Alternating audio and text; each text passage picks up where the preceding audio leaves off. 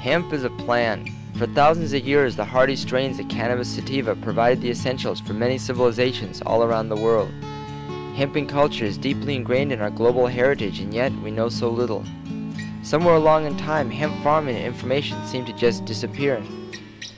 But as we stand on the edge of the century, hemp is re-emerging as a viable, sustainable crop, and many countries again turn to hemp cultivation to replenish tired soil and economies. But what exactly is hemp? Is hemp really durable, versatile, and ecological? Well, we're on the road to find out. The Hempen Road takes us to the Pacific Northwest, a rugged stretch of continent, islands and oceans, volcanoes and rivers. Like many regions, long dependence on natural resources has left behind battered ecosystems and communities looking for new alternatives. We're off to explore this area and discover what role hemp plays. What can hemp really produce here? How will this affect communities? And who are the people initiating change? This is Port Angeles, Washington, the very top of the Olympic Peninsula. This is where the land once again meets the sea. You look over there, it's Strait of Juan de Fuca. It goes up to the San Juan Islands of the Pacific Northwest. If it was a clear day, we could probably see Vancouver Island. That's where we're off to next. It's Victoria, aboard the motor vessel Coho, named for the salmon. Right over there, that's the Pacific Ocean. You know, some big ships in the harbor here. Ships bringing in oil, taking out wood. So where a lot of the logs from the logging around here end up to get shipped out to foreign markets. You can see that right over there. There's a pulp mill of some sort. A lot of logs.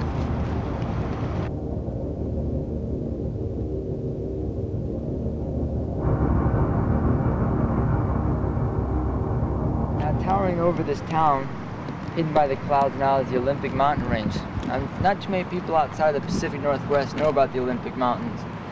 The tallest one's about 8,000 feet. They rise right out of the sea level, so they're quite rugged and majestic.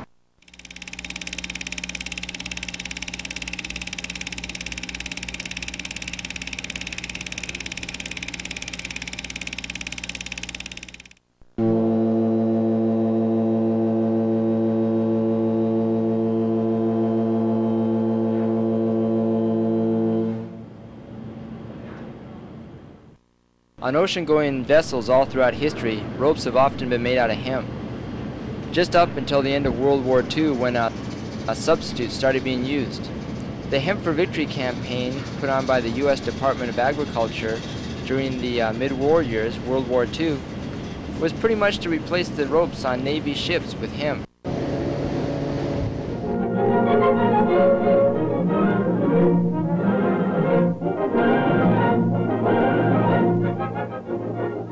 Hemp for tackle and gear. Hemp for countless naval uses, both on ship and shore. Just as in the days when old Ironside sailed the seas victorious, with her hempen shrouds and hempen sails.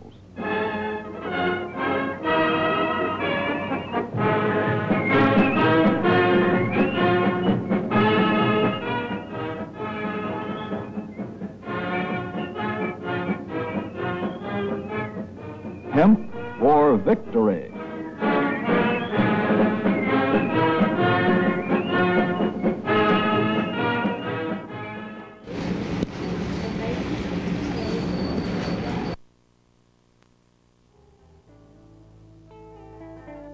Victoria is known for being a nice place to be. Gardens, animals, good air and food. This is worth something and people here realize it. Victoria is also British Columbia's provincial capital, so there's a lot of political action here too. In the last few years, the wholesale clear-cutting of ancient rainforests has sparked Vancouver Island, and indeed the whole of Canada, into finding a solution to this urgent problem. It's a struggle to balance economics and environment. In the wake, hemp has emerged as a vital, feasible option. Since 1994, hemp has again grown on Canadian soil. In 1997, dozens of crops will be cultivated, researched, and marketed. Citizens here have become creative at combining activism and commerce, as numerous hemp enterprises have sprung up, making Victoria a fine model for the potential of hemp. Old laws are starting to change, and the populace is awakening to address this issue and decide the fate of their island.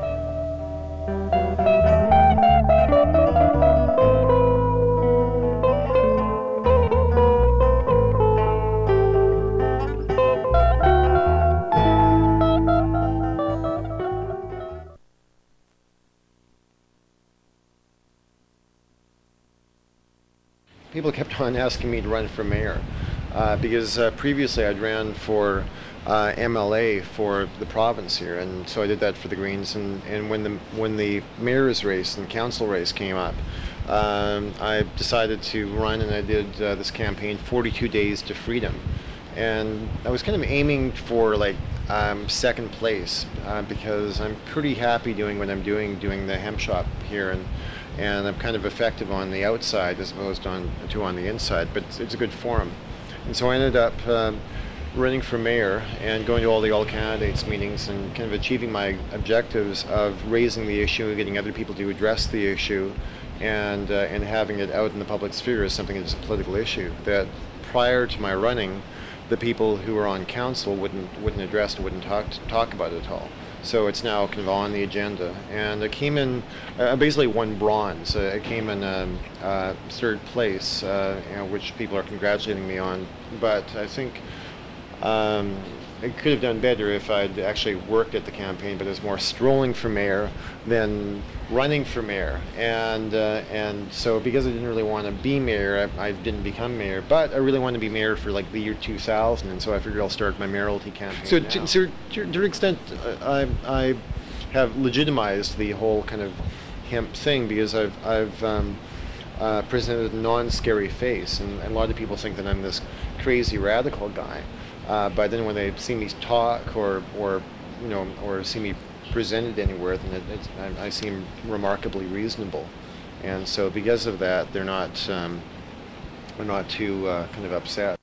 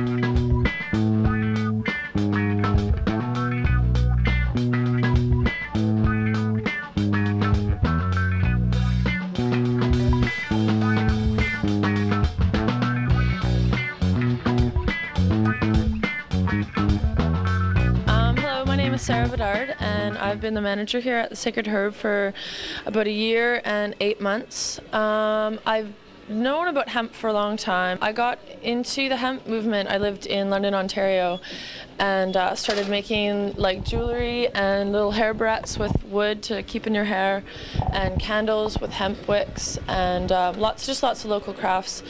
I mostly just run the store here, do a lot of like the wholesaling and ordering, the taxes, and work the till. I try to put a lot of my own positive energy into the people that come into the store and into the whole vibe of the store. We try to make it a really kind of interesting place to go instead of the same old kind of hemp facts. We try to make it a really like artsy, beautiful place, beautiful vibe. Victoria, BC here, we are really lucky people. We have beautiful, beautiful scenery, beautiful people, really mellow, down to earth people. People really know a lot. You know, it's not an ignorant community at all. We know what's going on with the earth, the environment, with ourselves, with our own health, with a lot of different things. And we are really lucky in Victoria to have, I think we have probably the most free city in the world, I think.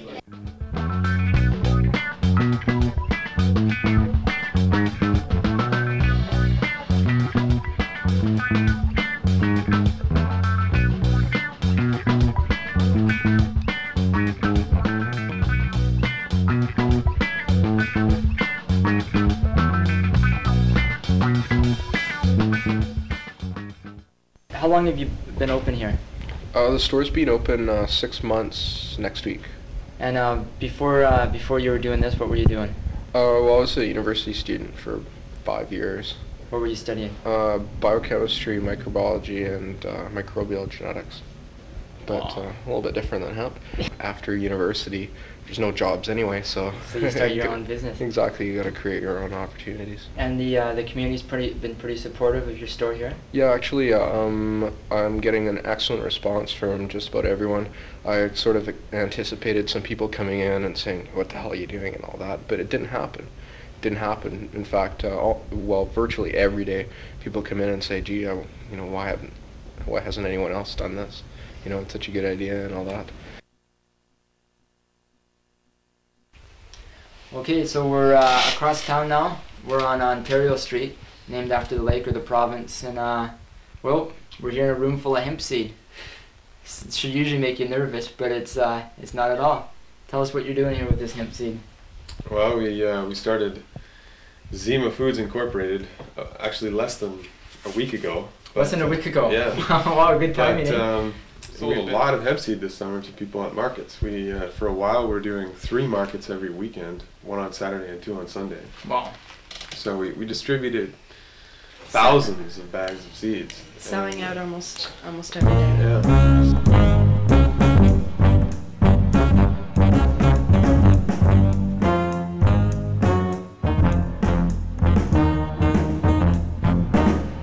We're gonna make sweet roasted hemp seed.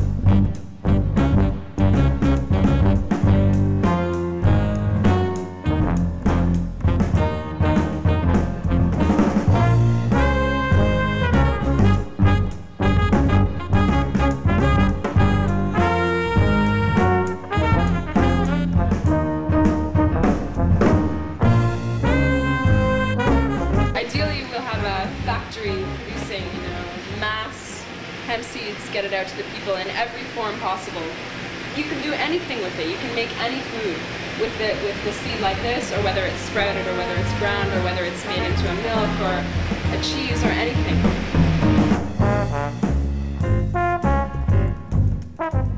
Literally, a lot of people don't know that you're supposed to eat it. Right? It's hemp seeds. You're supposed to eat it. Some people would ask, well, do I smoke it? Is this what they make the cloth from? There's a bunch of questions. It's just general, because Prohibition was so effective, you're supposed to eat it. Right? It's hemp seeds. Here we got a big fat bag of Zima Foods sweet roast hemp seeds.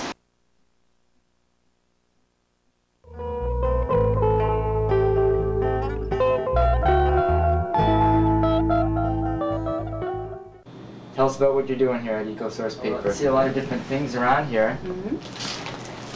We have 100 sheet packages with teal green, with such peach. soft, nice colors, and it's all natural process. Huh? So the other tree-free paper materials that are being used now are canaf.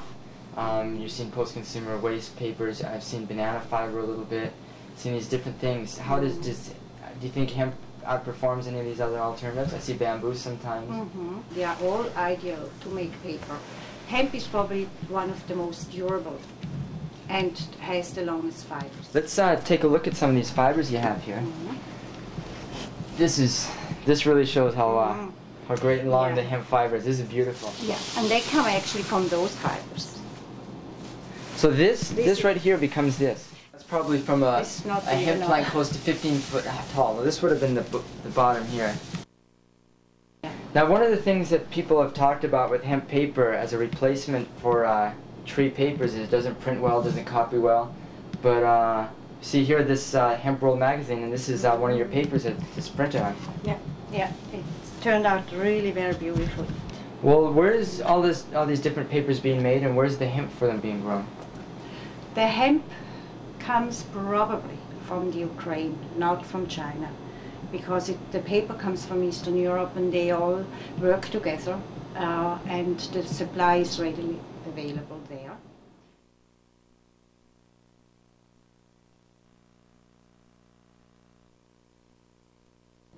We have to think about it. We have to change our attitude towards paper, which is even a waste. It's still something you throw away after a while. And why should we always use trees for waste? And this is something that really bothers me all the time. It's not just here, it's everywhere. You can hear in Asia, now in Russia, they are cutting down the trees for, of course, I mean, the economy demands, because people have to work and have to live. But it's not under control, it's uncontrollable, and that's the danger we have to face nowadays.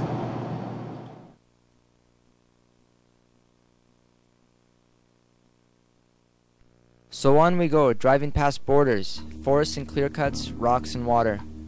Pulling west, we head towards the open coast. Then, turning south, we cross a long bridge across the delta of the mighty Columbia River, watching it as it collides with the immensity of the ocean. The Oregon coast and hills are known for being a haven for free thinkers, travelers, homesteaders, artists, and writers. Certainly, with Eugene's reputation as being a think tank for alternative action, hemp must be going on in some neat way. This structure is a yurt, functional, secure, comfortable housing. It looks like something in between Genghis Khan's Mongolian hut and something from a Dr. Seuss book. This particular yurt is covered by a poly cotton nylon blend canvas, but it could be covered with true hemp cannabis canvas to provide inexpensive, movable living and workspace anywhere in the world. This particular yurt is in a state park near some sand dunes on the rolling Oregon coast. Around Eugene, the fertile Willamette Valley once produced abundant crops of flax. But this is no small town anymore. Cottage industries have readjusted to sustain themselves against the onslaught of big corporations. Hempsters here have found ways to involve their activist goals and organic ideals into new business ideas.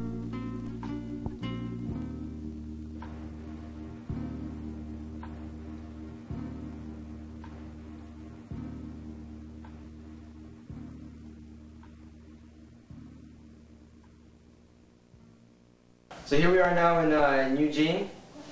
We got a hungry bear and we got some pot roll that you make for breakfast. Now I like to make a little multi-grain cereal with oats and some hemp seed butter and flour mixed in there, topped with a little hemp oil and persimmons, So here we got some of your hemp butter. We got some of your hemp flour right here. Tell us what makes this hemp flour so much better than not using hemp flour. And it's got about 29% protein in there.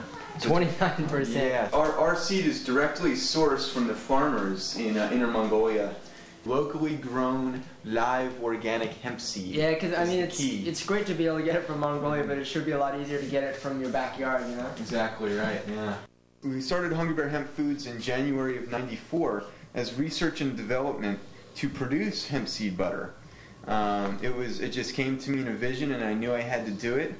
And so I started doing all this research and development and developing this hemp butter. I finally got what I needed, what I was happy with. We started making the CD Sweeties in order as a fundraiser for this. But the CD Sweeties turned out to be more of an activist tool, introducing people to the taste of, sharing food is a peaceful solution to that. Let's put our energies into sharing food and taking care of each other's needs. Rather than putting all our energy into destroying each other. And that definitely relates to the philosophies around the hemp movement, too.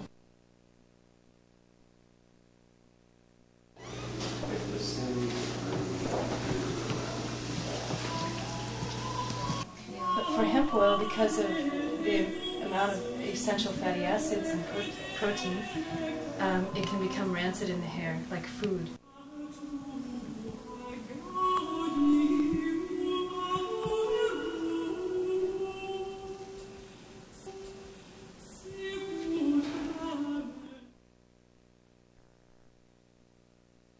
I started this magazine, I got turned on to deep ecology, which is spiritual ecology.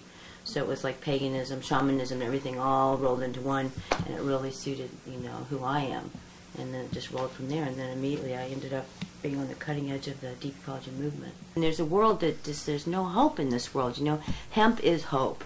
You know, whether it ever gets legalized here or not, it's putting people in a direction. It's making people look at things. It's making people look at sustainable ag. It's making people look at our water issues, you know, and the polarity itself is what keeps it going, too. I mean, it's because people get excited about it.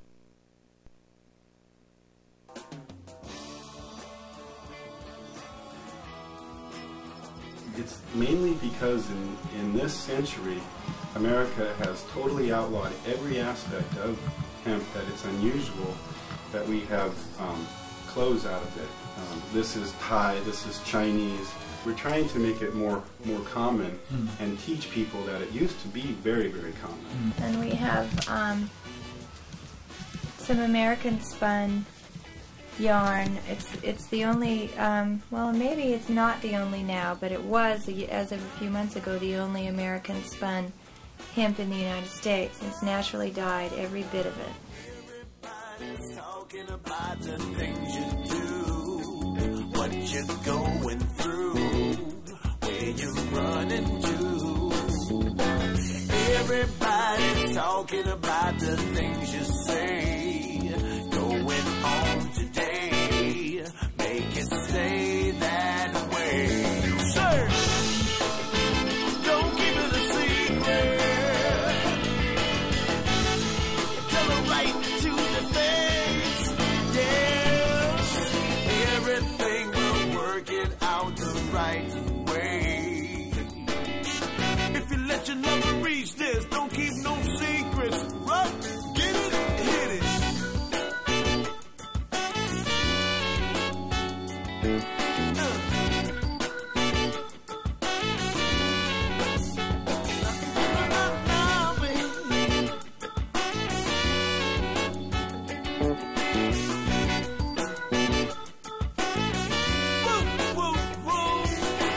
Everybody's talking about the things you do. Portland is kind of a strange name for a city that's not really a port. But in the early 1990s, it was here that the first shipments of hempen cloth arrived on American shores in almost 50 years. As it goes, after the enthusiastic World War II Hemp for Victory campaign, hemp cultivation and tax licenses were just no longer issued by most governments. Hemp and agriculture faded away under an avalanche of post-war industry, slick new products, and a barrage of government disinformation. As powerful governments spread their political and financial influence beyond national borders, hemp growth was eradicated from many, then most countries in the Western-influenced world. Like in the U.S., trade was halted, all strains were banned, and declared a harmful narcotic. In the past decade, West Coast activists and researchers have pried open files, films, rumors, and fields to discover this missing chapter of world history. Then, as the Cold War stumbled, global citizens opened up new channels of information and trade, importing hemp from formerly distant closed lands, developing exchange with Eastern Europe, South and Central Asia, and the cradle of hemp, China. And from China, the first load of hemp cloth and fiber arrived in Portland, creating an unparalleled opportunity for economies, artists, and the environment. But first, some laws have to change, and this takes a lot of work. Your Honor, in this case, the state waives trial of the defendant, Ralph Wiley. It is convinced that he is hopelessly and incurably insane, a condition caused by the drug marijuana to which he was addicted. It is recommended, Your Honor, that the defendant be placed in an institution for the criminally insane for the rest of his natural... Tell us a little bit about what OCTA is and how you're doing it and what it is and what it's going to accomplish. OCTA is the Oregon Cannabis Tax Act, and the Oregon Cannabis Tax Act is an initiative petition currently that we're working to make into legislation. It would tax and regulate the sales of marijuana in Oregon state liquor stores to adults over the age of 21. It would allow people to grow their own. It would allow hemp cultivation for fiber, protein, and oil without a fee or a license, and it prohibits a federal license for hemp cultivation. It would allow doctors to prescribe cannabis to patients that have a medicinal need, and that would be at cost, where the sales through the state liquor stores would be at a profit. It would basically comprehensively reform all marijuana laws in the state of Oregon. It was specifically written to be upheld in a federal court challenge, because though it violates federal law, the preamble sets up a number of findings by the people of the state that are based on constitutional, legal, and historical precedents. And it complies with the international treaties that govern the way controlled substances can be sold. So by setting the findings by the people based on constitutional law and by complying with international treaties, we drafted ACTA specifically to be upheld in the inevitable court challenge that the drug warriors will file upon its passage. At this point, and this is early January of 1997, at this point we have our first 2,000 signatures. And how many are required? We need 73,261 registered Oregon voter signatures by July of 1998. So we have about 18 months to go. And last one, just recently there was an election, you had I think 60,000 or something like that signatures, so real close. Exactly. We came pretty close to making the ballot on our first effort in a completely volunteer campaign. I might add that when we take the number of donations we had, the amount of donations, and divide it by the number of signatures, it comes out to about a nickel each. And so that's a pretty good bargain. That's incredible. You can't get something. You can get something for a nickel these days. Right? Yeah, it's really incredible in this day of money-driven politics. The Emperor Wears No Clothes was actually a campaign publication for our campaign, the Oregon Marijuana Initiative, and we printed it up on newsprint like we do the Cascadia Hemp News today, and we handed it out for free. And we found that the areas where we were able to put out The Emperor Wears No Clothes on every doorstep, the first edition, it's expanded a great deal since that's version 85. News Channel 8. Oregonians who are asking voters to legalize marijuana have picked up a key endorsement. It comes from a prominent physician. George Robbins was president of the Oregon Medical Association from 1972 to 1973. He is supporting the group Pay for Schools by regulating cannabis. Dr. Robbins says marijuana is no more dangerous than aspirin. I don't believe it is. I really don't believe that it is. The only thing the marijuana is bad about is that it's illegal. Well, we'd like to hear from you in tonight's 11 o'clock telepoll question. Do you support legalizing marijuana to fund education, to help fund education, rather? To vote yes, call 733-5350. No, call 733-5351. Your vote is registered when you hear an electronic tone. We'll bring you final results at the end of this newscast. Time to bring you final results from tonight's 11 o'clock telepoll question. Do you support legalizing marijuana to fund education? Taking a look at results, we've received a little over 4,000 calls. The majority who called, 54%, say their answer is yes. We thank everyone who called and remind you telepoll is a scientific survey. Board here can't provide us with all the shelter we need in any of our current needs. And it's made from a sustainable resource, because, you know, they talk about trees being renewable and recyclable, and that's all true. But hemp is sustainable. But hemp is sustainable, and it's completely different, because, you know, it's really a matter of sustainability. You know, all new construction is built with this fiberboard nowadays, and you know, they really aren't chopping down large trees anymore, because there aren't any large trees left to chop down. So they're having to take wood chips and press them together, just like this hemp fiberboard. So we really can build anything with this, and it's a lot tougher than kind of here. I mean, you cannot break this piece of fiberboard, and you can't say that for any sort of wood fiberboard. This Hempen beer here, this is our label. It's just getting designed, and here's a bottle of batch 2. Although we are in the research and development phase of this business, you can make a wheat beer from hemp wheat just as easily as you can make it from regular wheat, and that's the same with any other type of hemp business.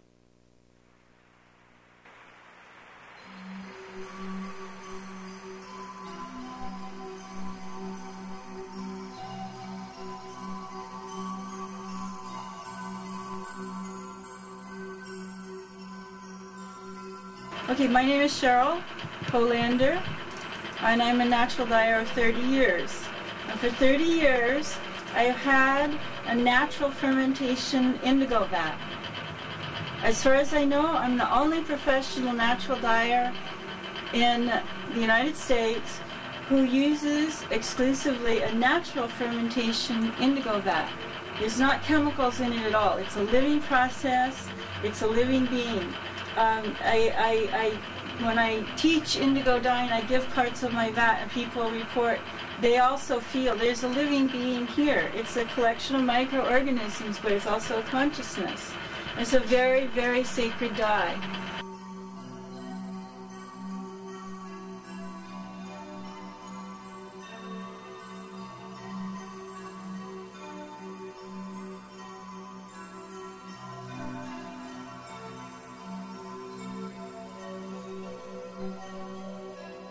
Now we'll see if you can see the green. You see how it's green? Yeah. You see how it's green there, David? It's really definitely dark green. And it changes immediately into blue. Look at the As soon as difference it hits there. the air, As it soon as it changes hits to the blue. air, it changes to blue. Wow, look at that. And it'll get to be that.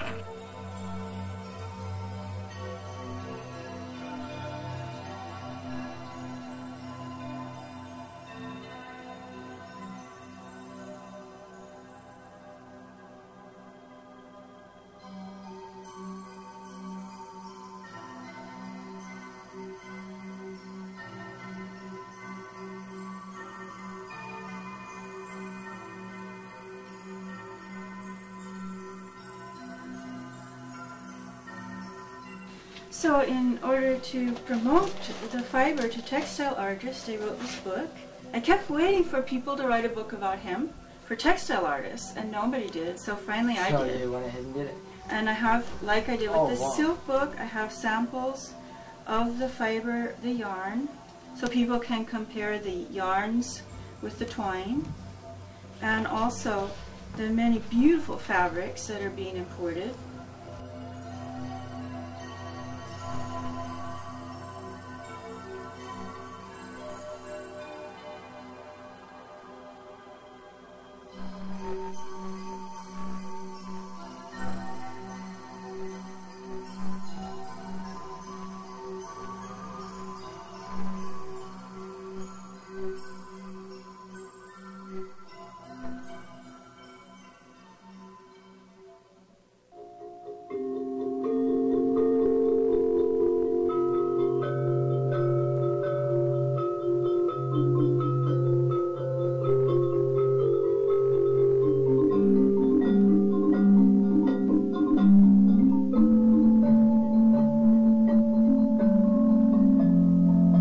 Folks from a variety of backgrounds realize that current cannabis restrictions are misguided and unjust.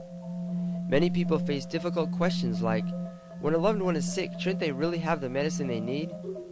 Well, it seems so, but in most places the authorities routinely arrest and imprison patients, treating the terminally ill like criminals.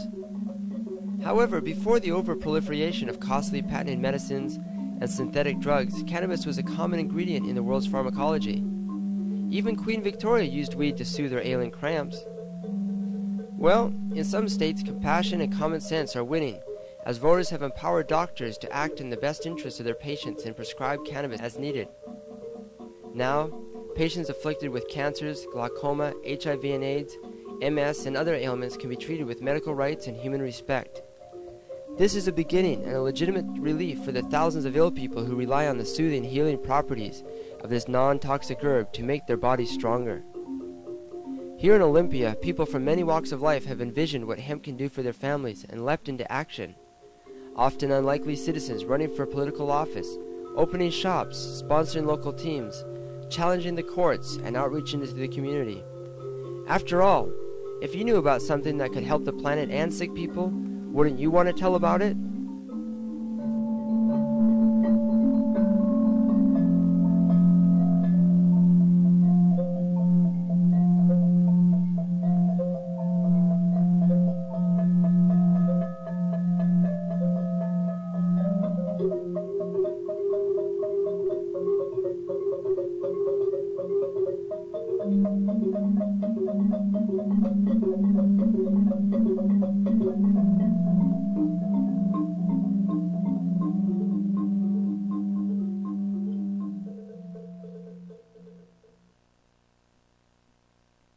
She was sick by an ailment that marijuana treats. She may be in the crowd today. She learned from her doctor that marijuana might help. Can you get me some, doctor?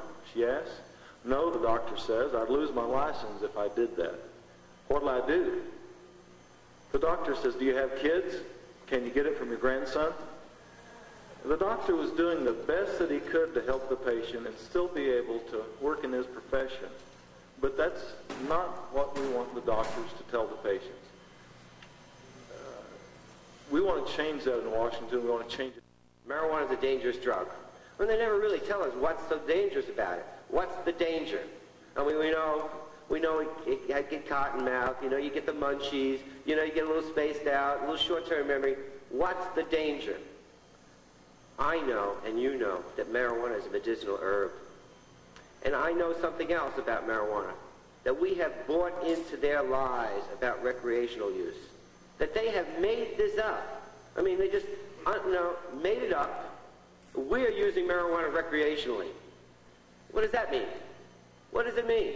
And we buy into it when I know that anybody that smokes a joint is doing it medically, that you are doing that for a reason, that a psychiatrist would say that you're having emotional pain, that you are having stress in your life, and that is why you're smoking that joint.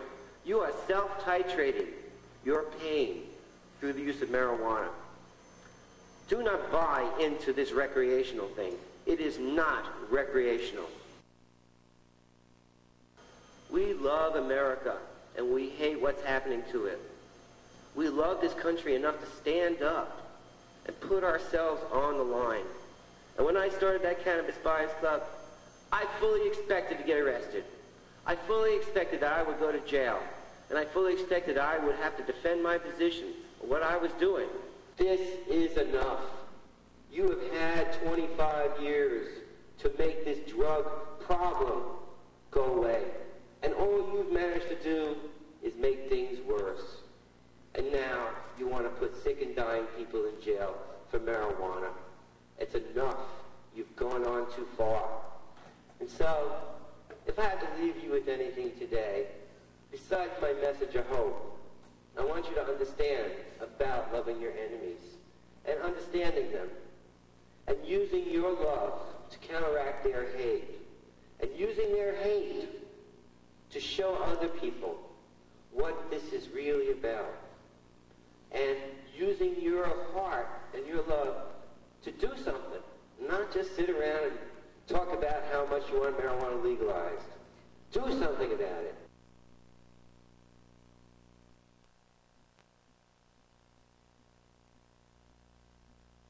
It certainly gives people a lot more power to be able to reach everybody that they want to. Before you really didn't have a very easy way to get your information out to anybody who was looking for whatever you had to publish. Whereas now you can go and put it on the web and make it freely available to people 24 hours a day, some days a week. You don't even have to be there maintaining it. You just make it available, and people can come and look at it and take what they want. We do have a number of organizations that have put stuff up, like WEN, Washington Hemp Education Network. They've got a lot of good information there. Your own information we're serving up. And that's just part of everything that's out there. But we certainly feel that we want to be able to do what we can to promote the issues that we feel are important, and hemp is definitely one of those.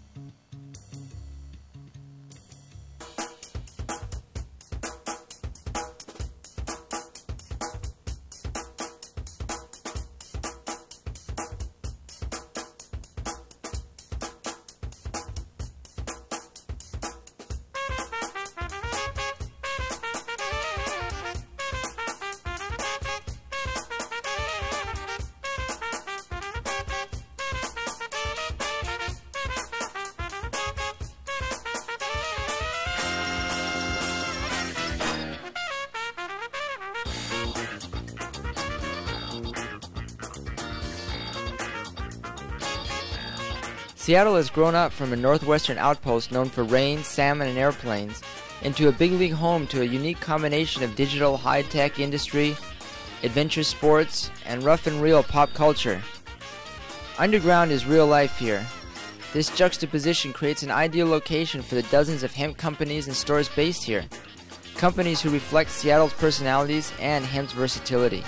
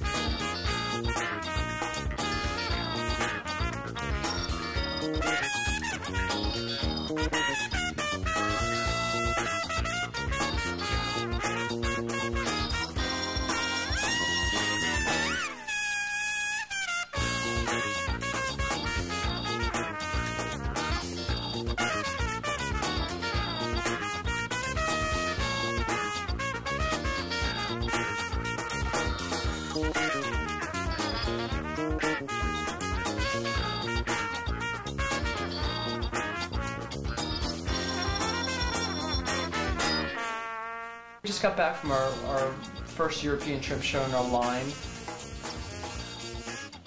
and we were there showing our hemp clothes right alongside Giorgio Armani. Giorgio Armani unveiled his hemp line at the show in Milan. Oh, wow.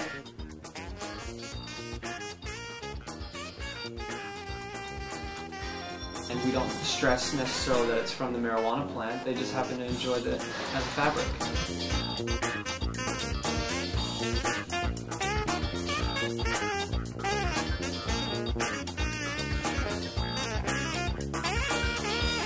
Relatively new to the Northwest. I've been here about a year and a half, but it's just the kind of Northwest environmental consciousness is very high. It's somehow the way hemp kind of fits the weather up here. I can't really explain that, but it just seems to. It just makes sense that I think Seattle has become kind of the epicenter of that.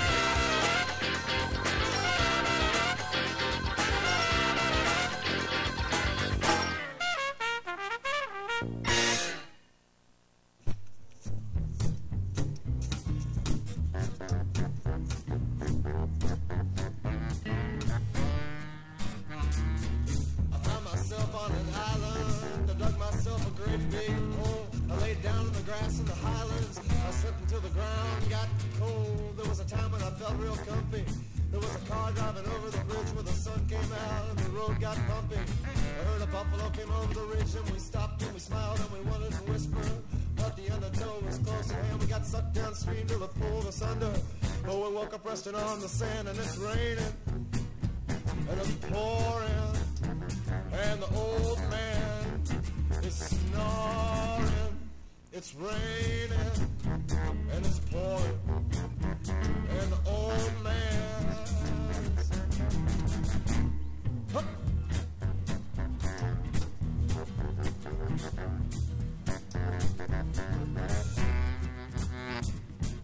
They had a place, they had a mortgage and phone bill. There was a Pontiac parked by the curb. She waits for him while he's in some motel room, hanging a sign that says, "Do not disturb. God rest you, merry gentlemen. Let nothing you dismay."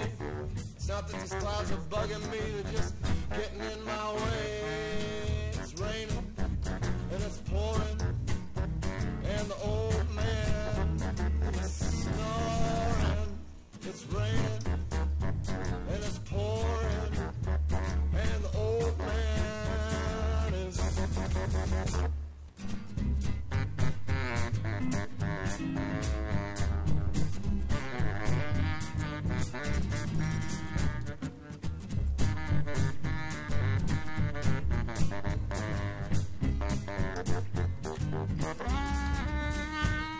How's How's the hemp as a fabric for sewing? How's that to work with? Is it?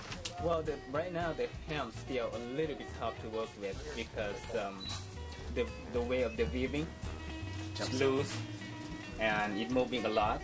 Oh yeah. But since I started work 4 years ago until now, the hemp is getting better and better. It looks nicer and the weaves look great. How many places like Vietnam and Cambodia and Laos, are they growing hemp there? Yes, they are. Do you think you'll start to see that exported to the U.S. made into cloth? Yes. Yeah. Especially Thai, they already import into here. Yeah. And mostly like small countries like Laos, Thai, and Cambodia, they plant the hemp, but they sold that hemp to China. Oh, and then China manufactures. And then China manufactures and progress on the, do the weaves and everything. Taking a picture of you.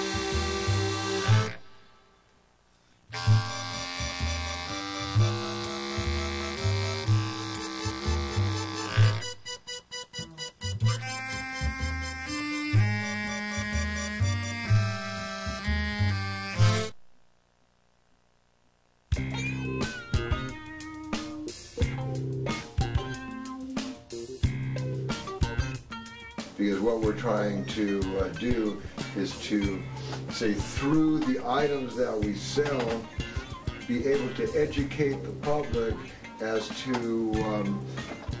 the many uses of the cannabis sativa plant other than getting folks high. Simply being in the industry because we're a bunch of potheads, and the only reason we want hemp to be grown is so we can grow marijuana in the middle of a hemp field. That's what the DEA and the United States government accuses us of doing.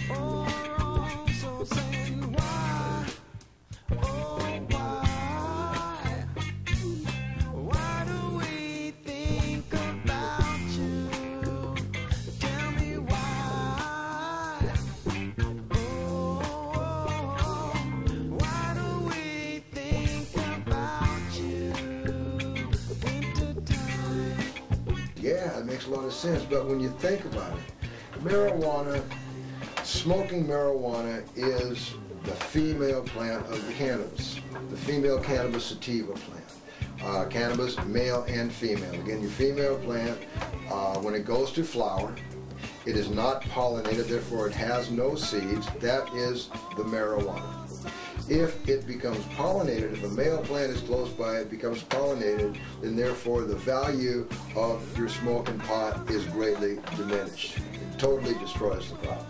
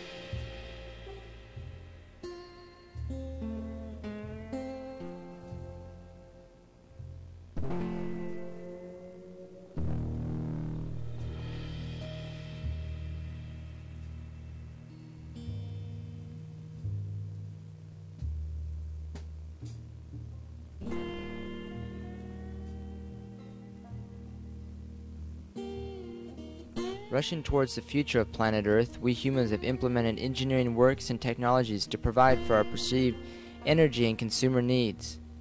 Giant dams for power, offshore oil wells, vast clear cuts for paper pulp, broken promises to the land, to workers, to ourselves. Nuclear reactors, too, spread across the world under a smokescreen of safety. Only decades later do we really begin to realize the environmental catastrophe of radioactive waste. Is the energy really worth the trade-off of filthy rivers and barren land? Which really scares you more, hemp plants or nuclear plants? Our health and legacy are worth wise decisions. Certainly the prospect of producing energy and fuel from a renewable, robust plant like hemp deserves attention and research. Hemp fuels and oils are working now.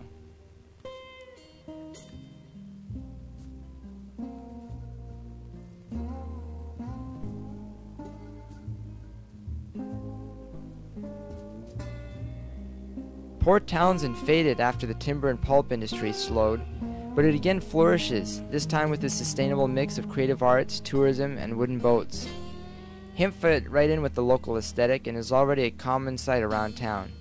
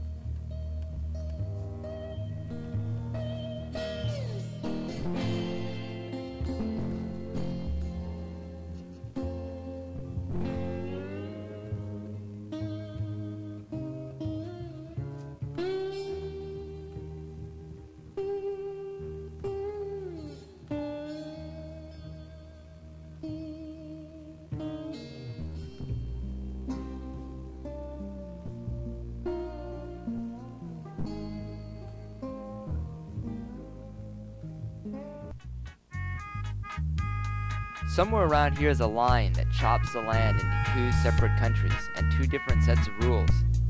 There are laws now about free trade between these nations, but it doesn't seem that open to me.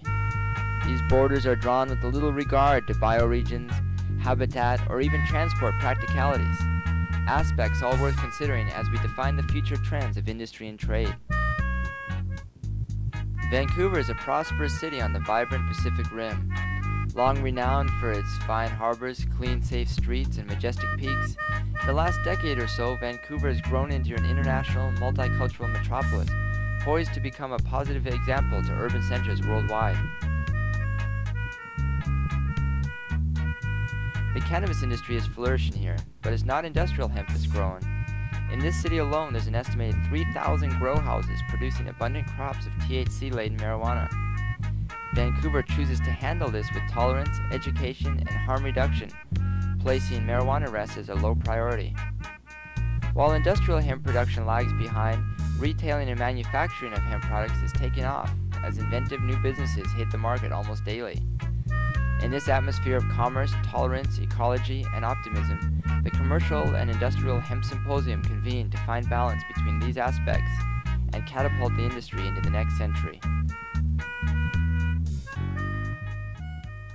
Just a few words about the symposium and conference. It's the first time ever that a standalone international industrial hemp conference has been held.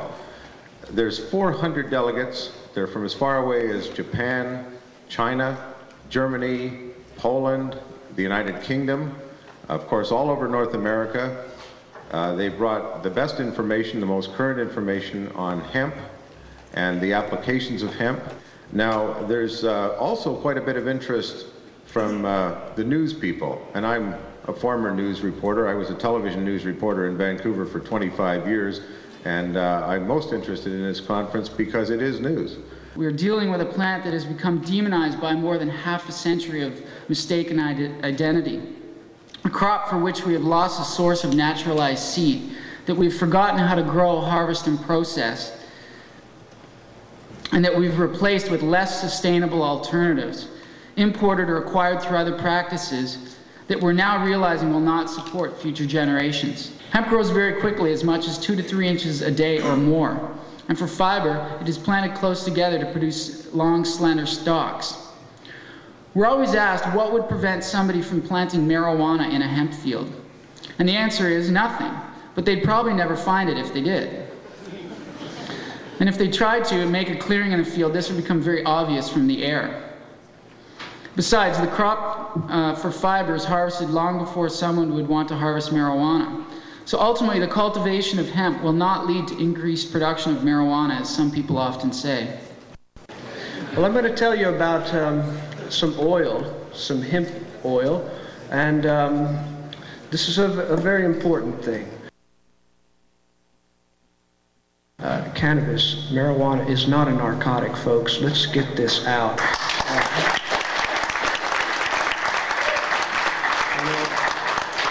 I can say this because I've spent so long in pharmacology and toxicology. I know the difference between a depressant, a stimulant, a narcotic.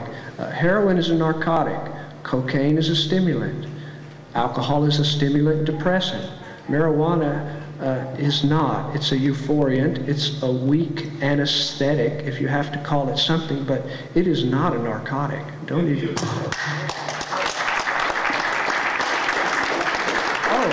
I forgot to tell you, the drug content of this thing is 0.08% at the maximum.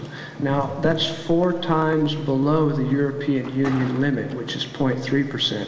And believe me, I was having some fun with the police because they came to visit me, about every 2 weeks. How's it going? Can we take some samples? Yes, you can take some samples. And after about 3 visits and they weren't giving me results, I was getting a little worried.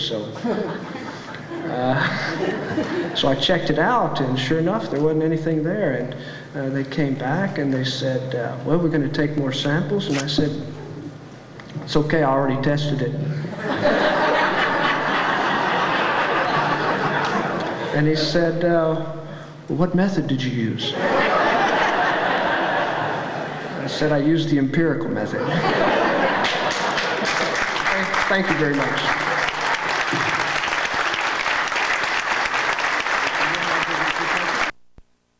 You know, we must all realize that pollution and the destruction of our environment is not simply another issue. It is potentially the most fundamental crisis that humanity has ever faced. It is a crisis that primarily affects workers and those living in poverty. And it's not simply a crisis that is temporary in nature. It is a crisis from which there may be no return. The intent of the Marijuana Tax Act was supposedly to prohibit the use of marijuana, but it created so much red tape that the production of industrial fiber hemp also became impossible. And very conveniently, because for some corporation, hemp now was no longer able to compete with the wood pulp industry, the cotton industry, and such newly patented petroleum products at that time, such as inks, paints, plastics, solvents, sealants, and synthetic fabrics. You see, at the time, a very upbeat corporate president, Mr. Lamont DuPont of DuPont Corporation, made a very strong argument to create this world made of synthetic materials as opposed to using up our natural resources.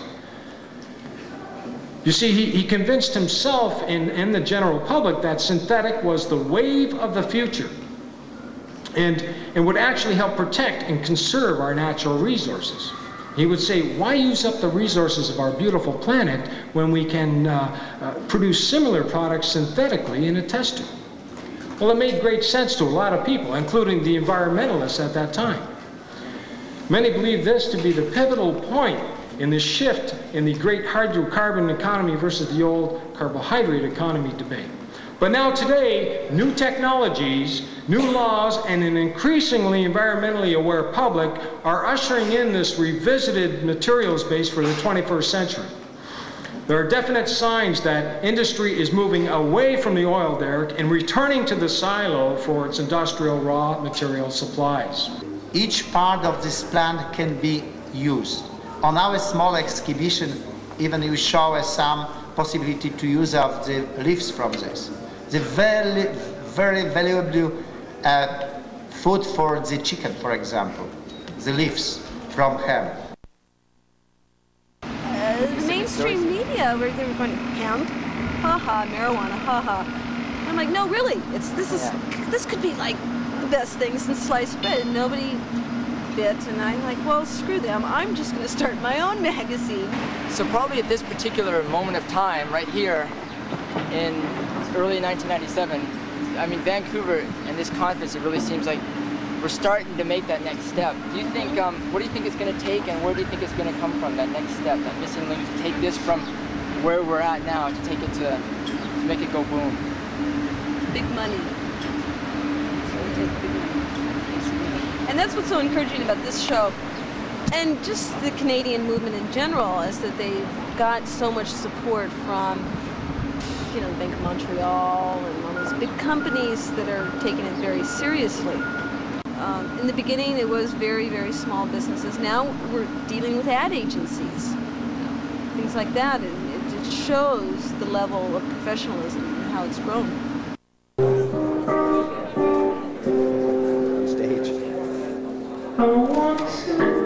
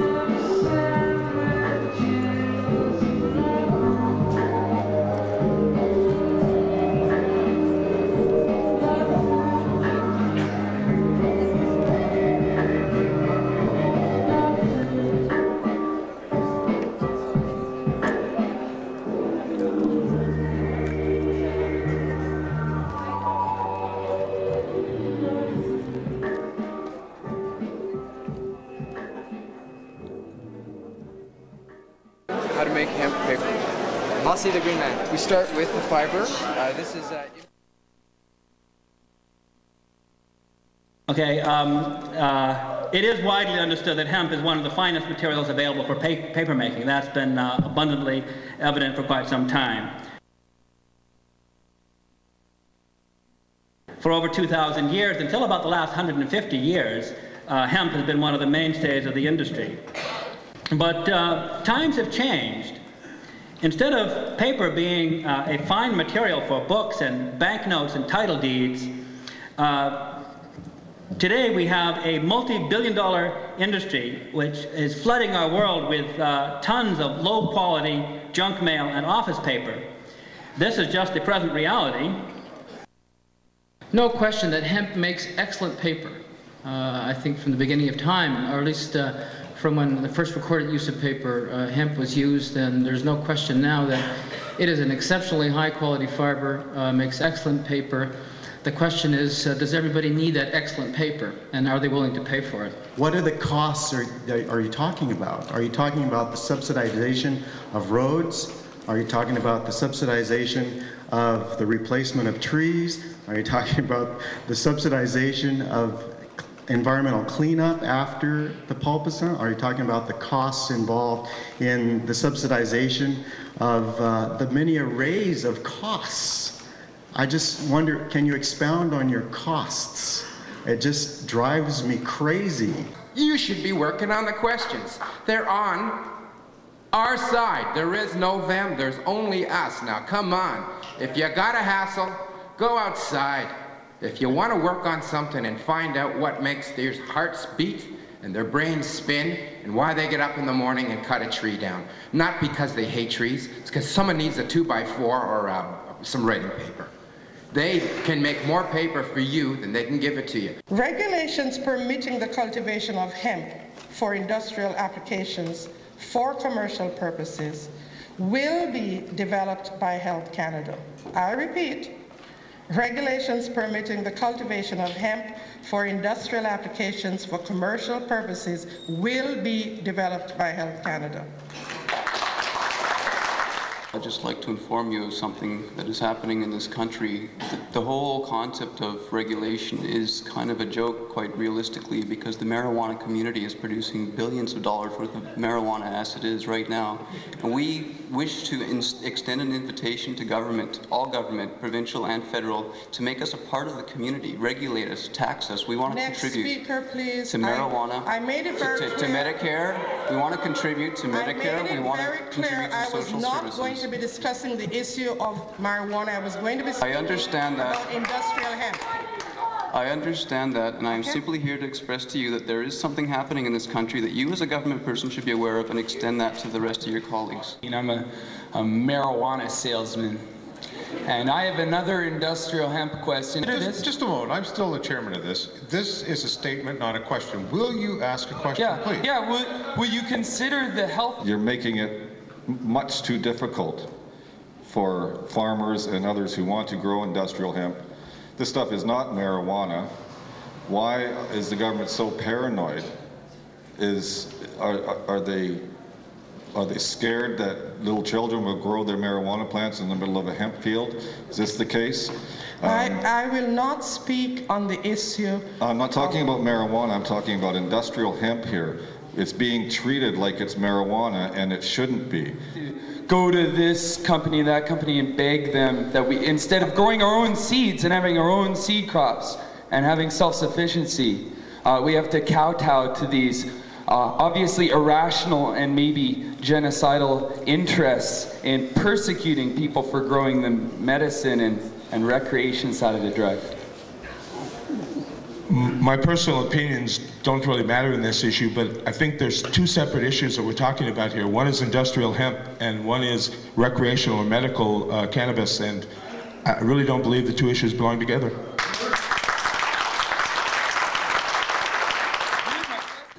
Our community formed the Granby Hemp Initiative 3 years ago, and for the past 3 years we've been trying desperately to get a federal license to grow hemp.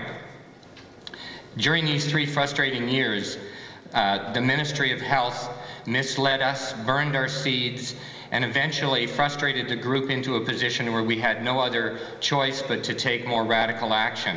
I believe that the second alternative is that we begin to fight in the courts to convince the politicians that are fireproofing these bureaucrats that are stopping us that we're not going to put up with it anymore, and we're going to grow hemp because we have a right to grow things on our land that are not dangerous.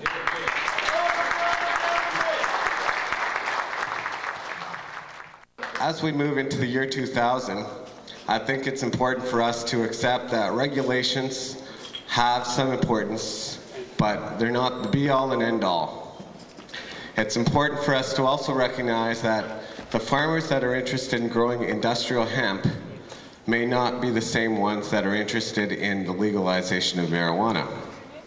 Now, marijuana has come into play in many instances over the course of our 14 months. And we've painstakingly made the effort to separate the issues. Now, by separating the issues, we had to clarify something many times over. It's not because we have anything against marijuana. As a matter of fact, I smoke marijuana. But that's not the point. That's not the point.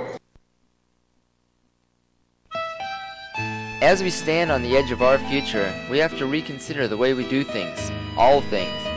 And we have to make firm decisions to lead ourselves into a sustainable, bountiful future, and on into the hempen century. After all, it is our planet, isn't it? In the heart of Filterland,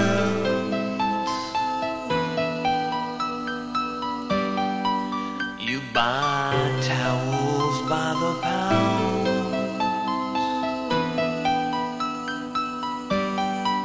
You buy trinkets by the load.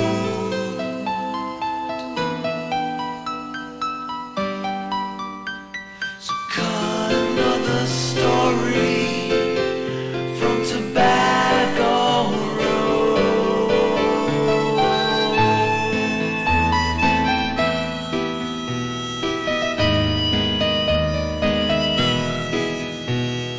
You can't let her die. Let her out. She saw you from the border to Rocky Mount, to Rocky Mount.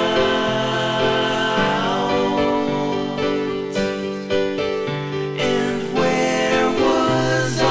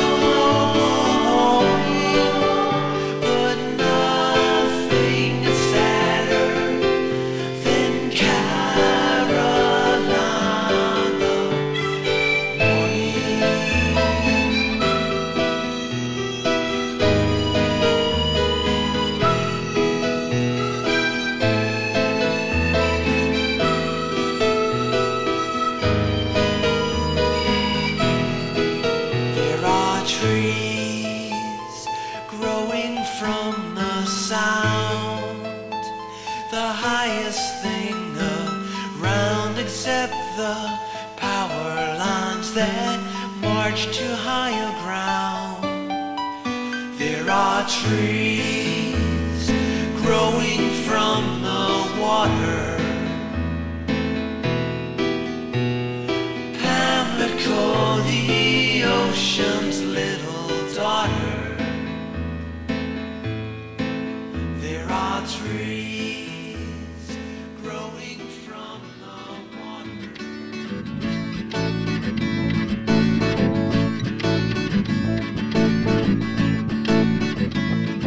It's natural fiber, it's a natural thing. It's natural fiber, it's a natural thing.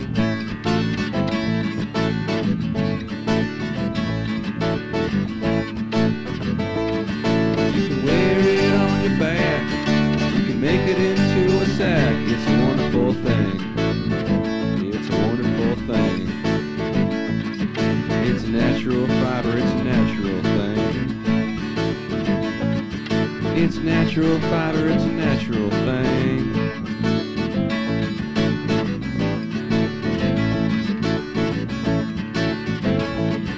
It's natural as the trees, it's natural as the sea, it's natural as the mountains high, it's natural as the clear blue sky, yeah.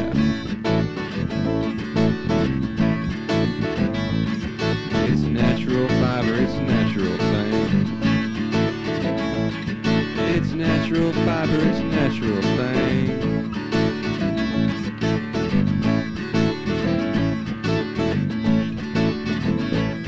It grows under the sun, it's multi-purpose fun, yeah, it's the one. It's the one. It's natural fiber, it's a natural thing. It's natural fiber, it's a natural thing.